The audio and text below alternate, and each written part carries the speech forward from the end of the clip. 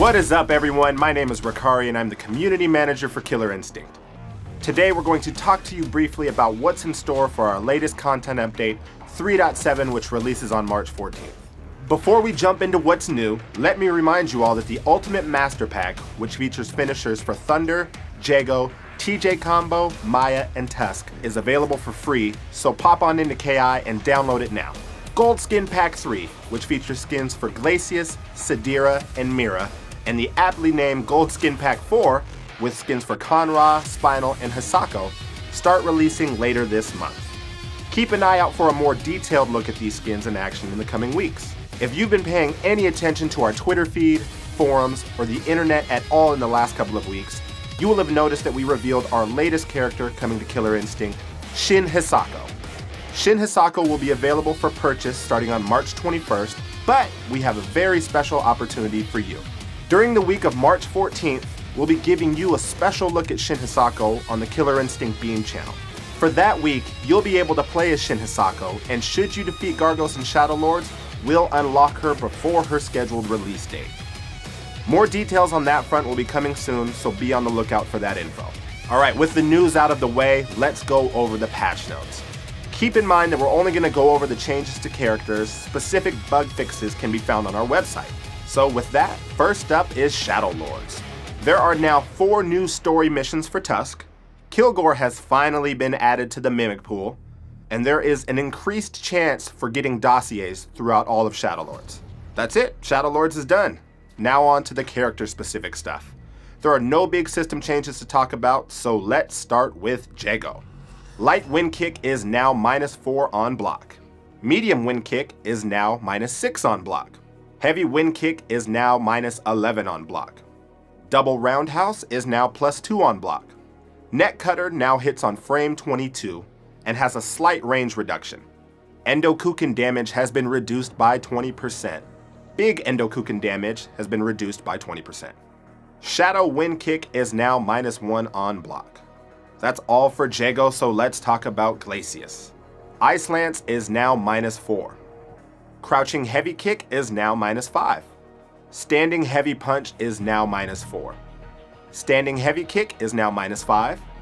Heavy Puddle Punch inflicts 2 less frames of block stun, so that canceling it into Shadow Hail behaves like the light and medium versions. We are all done with Glacius, so next we're going to talk about Orchid.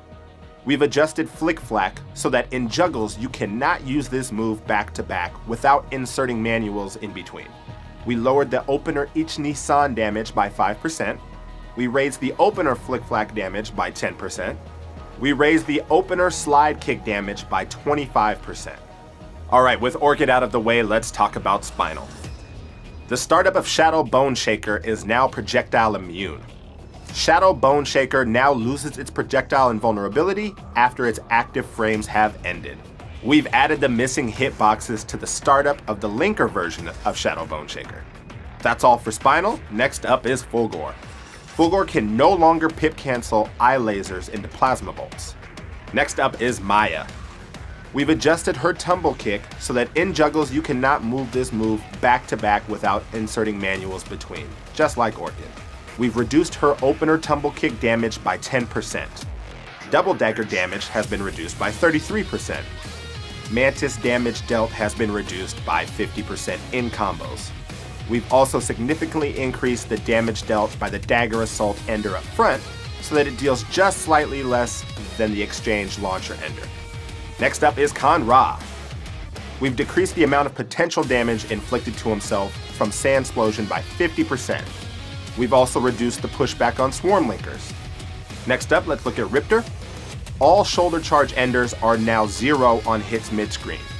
She's out of the way, we're done with her. Next up is Gargos.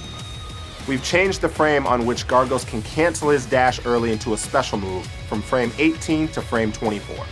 We've decreased the opener Izuna drop damage by 28%, and we've also removed the hard knockdown from opener Izuna drop.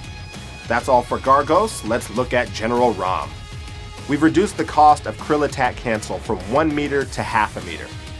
You'll notice that when you have at least half a meter, just a few krill will appear around Rom's legs to let you know you have enough meter to perform a krill attack cancel. Idol. Idol's shoulder ender is now 0 on block mid-screen. And the big kahuna having just released in the last patch is Kilgore. Kilgore's potential damage output has been reduced by about 60%. We've increased self-damage when performing dodge and overheat from 5 points to 24 points. We're reducing the overheat time to 12 seconds.